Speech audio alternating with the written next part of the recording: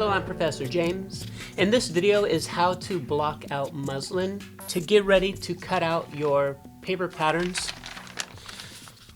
The muslin itself is what we use for when we're doing a test fit to test our patterns that we've made and make sure everything's good to go before you cut final fabric. The reason why we use muslin fabric is because it doesn't have any finishes on it, no colors, no prints, nothing. And it's just a basic plain weave fabric. Ideally, everything that you're going to use in muslin will probably eventually end up in the trash can. So you just want to have some very inexpensive fabric to work with while you are designing and building brand new patterns that are going to eventually become master slopers and doing any kind of experimental draping on the dress form. The muslin fabric that you're going to want to purchase, ideally you would be getting what's called a draping muslin. And the draping muslin kind of has the weave isn't as tight. It's a little more what we would say open weave. And this is easier for you when you're drawing lines with a pencil or pulling with a pin. And you're going to learn these techniques as we go through the process. The muslin that you're looking to buy should be around $1 per yard. I know if you go to some local fabric stores, they will charge you $2 and $3, sometimes even $4 per yard. Realistically, if you were working in the industry and you were buying this in bulk, it would be 50 or 60 cents per yard. So again, the projects you're going to do using this muslin, eventually you're going to end up in the trash can, so you don't want to spend a whole lot of money on it. But you also want to make sure that you get somewhat of a decent muslin. So if you do find actual draping muslin online, go ahead and purchase that. That's what you're going to want.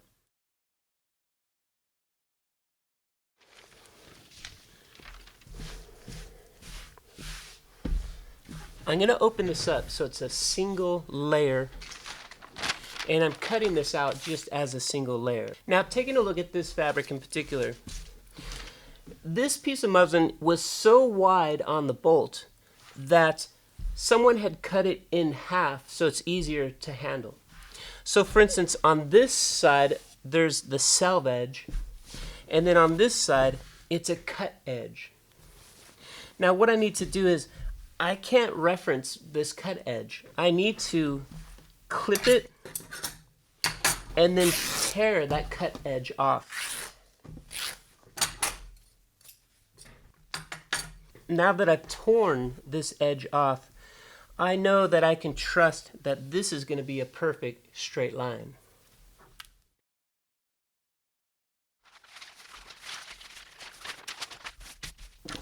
I'm going to lay out my pattern piece so I have like 2 inches extra from center front. The top edge here has already been torn off. We just did that. So far we've torn this edge and we've torn this edge. Now we want to come down in here and we want to find enough room to fit the pattern piece in. And I'm going to tear in this direction. And then I want to find enough room here to get the other side of the pattern piece. Clip that and start tearing it down. And then I want to find a spot where both of these will come together perfectly.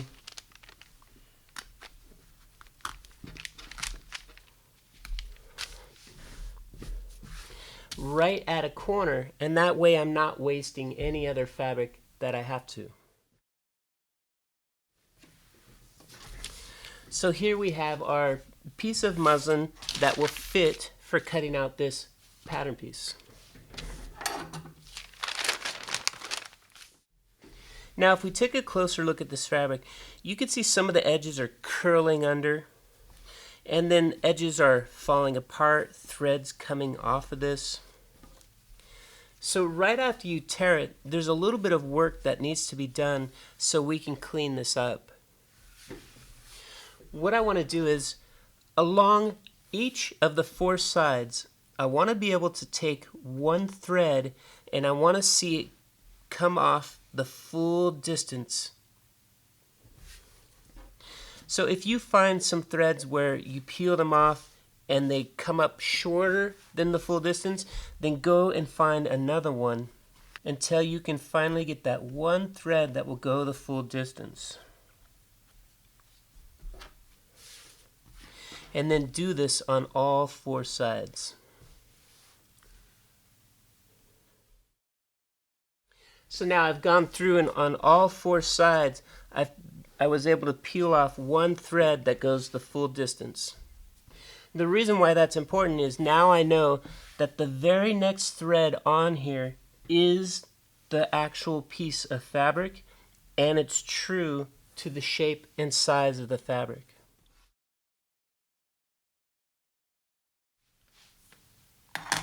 Now when I take a closer look at my fabric, some of the edges are nice and flat. Some of the edges are curling under or have really severe wrinkles on here. And the first thing I want to do is I want to take care of these edges. So anything that was curling under, flip your muslin over so now it's curling up. And what we could do is we can come in here and I'm going to flatten those back down. Now here's an example where this is flat and these edges here are curling under. If I leave it curling under, when I come over here to press it, all I'm doing is I'm just pressing it flat, but I'm not fixing the problem. So if it is curling under, what you have to do is you have to flip this over so now it is curling upwards. So now what I can do is I can start in the middle of the fabric and come towards the edge, and the edge of my iron will uncurl that for me. So now I'm getting these edges totally flat, and I'm also letting it cool off before I move on to the next section. When I come around to the other side, you'll see that these are doing the opposite. These are curling under, so I need to flip this over again so I can get them curling upwards. I can start in the fabric and get those to uncurl and lay flat.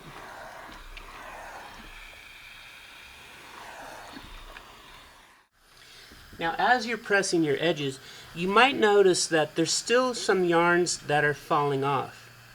And so go ahead and just pull those out until you have where the last yarn on there is nice and tight with the weave and they're not falling off.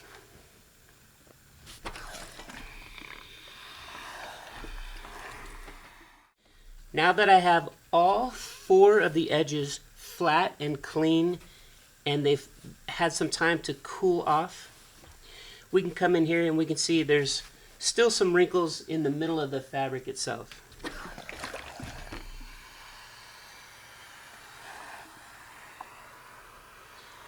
The muslin will hold wrinkles. So, for instance, this wrinkle here is from the center of the fabric where it was folded and put onto a bolt. And that crease is probably never going to completely go away. The best that we can do is just get this nice and flat again. And then let this cool off on top of the ironing board.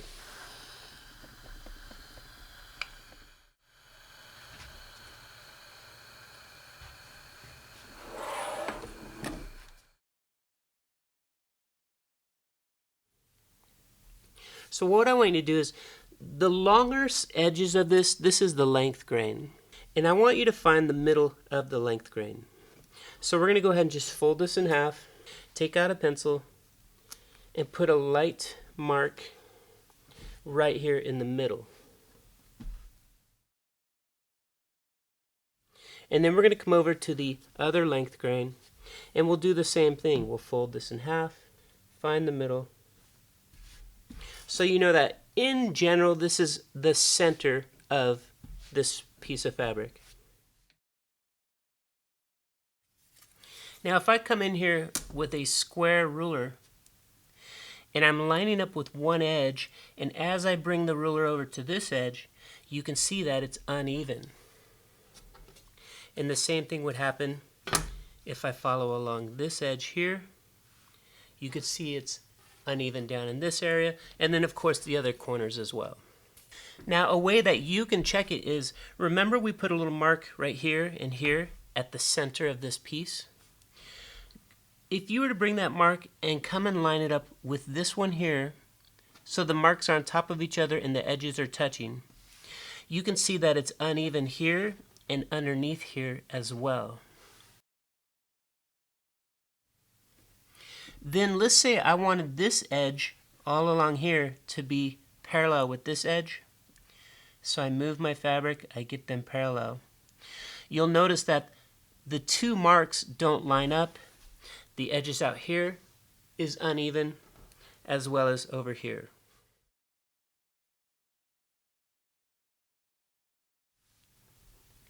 Now here's what you're going to do. So we need to have these two marks on top of each other when this edge here, so this is the length grain edge, when those are parallel, we want those two marks on top of each other. Now if you take a look at it, this mark is shifting that way. So if I draw this in, you can see that one's there, this one's underneath, and we need this one to shift going in this direction. If you come over here, you can see also that this edge is coming up short. And so this edge also needs to shift in that direction. What's happening underneath here is the opposite. We need this mark to travel that direction. And the edge of the fabric here is coming up short, so it needs to also travel in that direction.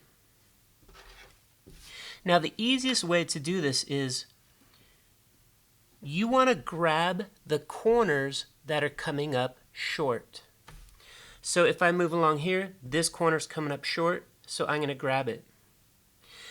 And if I come along here, the corner underneath is coming up short, so I'm going to grab that. Now when I unfold this, I'm holding it on the bias grain.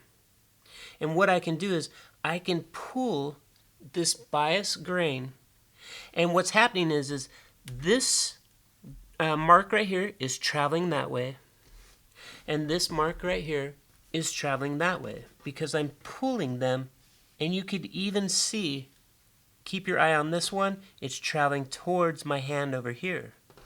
Keep your eye on this mark, and it's traveling towards my hand over here. So this is what we want to do with the grain of the fabric. Now you don't want to just stretch on the bias and you think you're done, because this corner over here also needs to migrate. Even though we fixed the first half, we need to also fix the second half. So watch what I'm going to do is my hands are going to start traveling towards this corner while I'm still pulling on the bias in this direction. So this hand is pulling, this hand is my anchor. So I'm going to move my anchor up and my pulling hand up, and I'll pull this, and I'm anchoring this a little higher, and I'll pull that, and I'll anchor this a little higher, and I'll pull that. And here I'm getting this last little bit of the corner to come towards me.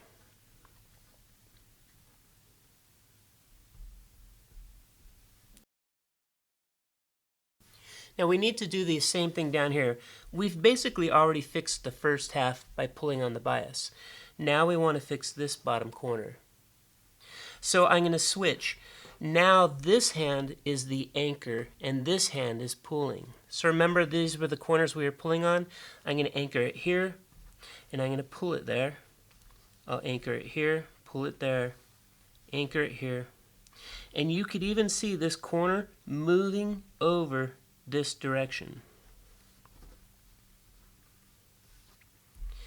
Now you're going to see there's a lot of bumps and warbles in your fabric. If right now I were to just push this and flatten it back out, all I'm doing is I'm just putting it back to where it was. So don't do that. Let these bumps stay where they are because all of those grains are shifting. What we're going to do is we're going to carefully come back and just check. Now if I line up the two length grain edges, are the marks on top of each other? The answer is yes. And are the corners now matching? And the answer is yes.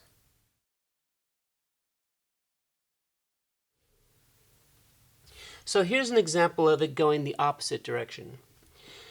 Again, when I took the halfway point from here to here, halfway point from there to there, and I take one mark and I put it on top of the other mark and I line up the raw edges right there, you can see that this is going at an angle. Even though the ends are parallel, the length grains are not parallel. Then if I were to come in here and I were to try to make the length grains parallel, then of course you could see how out here on the edges, these are not parallel, and then these two marks are not on top of each other. In this instance, it needs to do the opposite. So we need this mark to travel that way, and the mark underneath, we need it to travel that way. So then they'll land on top of each other. What we're going to do, if yours looks like this, then the solution that you need to do is, remember, you want to come along and grab the corner that's coming up short. So when I come out to this edge here, the top layer is shorter, the bottom layer is longer. So I'm going to grab the top layer. And then when I travel over to this side, the top layer is longer, but the bottom layer is shorter. So I'm going to grab the layer that's coming up short. When I unfold this, now I'm holding it here on the bias. So that's what I need to pull on. And then you can see this notch, or this mark right here, is traveling towards that hand. And this mark right here is traveling towards that hand. So now basically we fixed this corner is a right angle, this corner is a right angle, but these corners here still need to travel in the correct directions.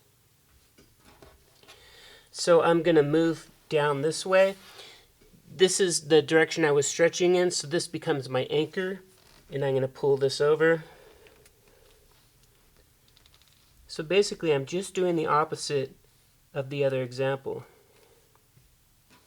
And now we'll switch, this hand will become the anchor, and this hand will pull. And we're getting this corner to travel that way. Then I want to come up, and my number one priority is I want the two length grains to be parallel, and completely ignore these marks and completely ignore the outside corners. So I'm going to get these parallel. And then this lets me know I still have a little bit more to stretch on it because these marks are not quite stacked on top of each other and the ends aren't quite matching. So again, I'm going to grab the ends that are coming up short. I just need to stretch it a little bit harder. I'll come in here, I'll check this again.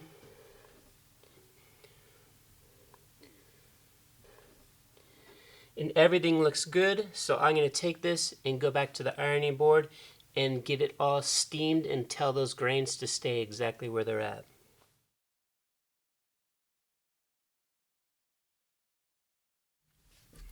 Now I spent a lot of time getting this so everything is squared up, but it's really fragile right now. It wants to relax back out to where it used to be, and I want to change that.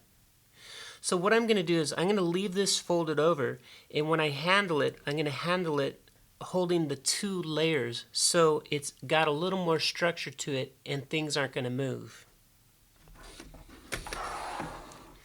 I want to move the shortest distance possible to going over to my iron. So wherever you're blocking your fabric, your ironing board and your iron should be really close by. Now as I set this up here, again, I have my iron on the hottest setting possible and lots of steam.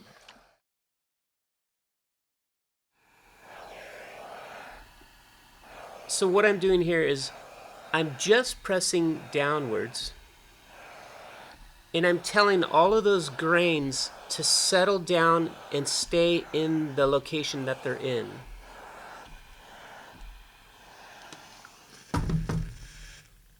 But be really careful, we're not going to crease the edge here, so leave this rounded. You also want to let this cool off. So what I'll do is I'll put my hands on here, and your hand will quickly soak up the heat, and it's cooling off in place, and this is setting the grains. Now again, I'm going to handle this by holding both layers, and I want to bring this to the center, and I'm going to unfold this, and I'm going to press going downwards, so I'm not moving the iron across. Everything is going straight down.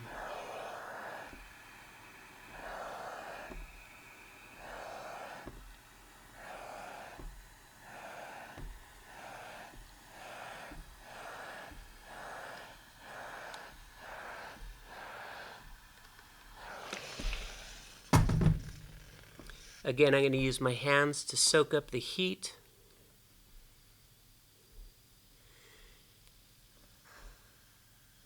And I'm letting this cool off flat before I move it.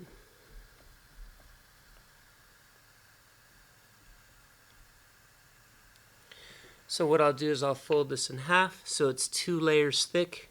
I'll bring it here to the tabletop. And then we can come back in here and check the balance again. So I'm going to bring the center of this to meet up with the center of that. And most important, I want this edge here to be parallel with that edge there. So I'm first of all looking to make sure that these edges are parallel. That's my #1 priority. Then my second priority is, did these 2 marks align? And if yes, that's good. And is it parallel here and the corners are meeting here as well? And the answer is yes. So this piece here happens to be perfectly blocked and everything is good to go. And that's the basics for everything that you need to know for blocking out muslin to get ready to cut and do some test sewing on your pattern pieces. If you like this video and you want to see more videos about how to make your own bodices and sleeves and collars and pants, then go ahead and check out all the other videos here on my channel.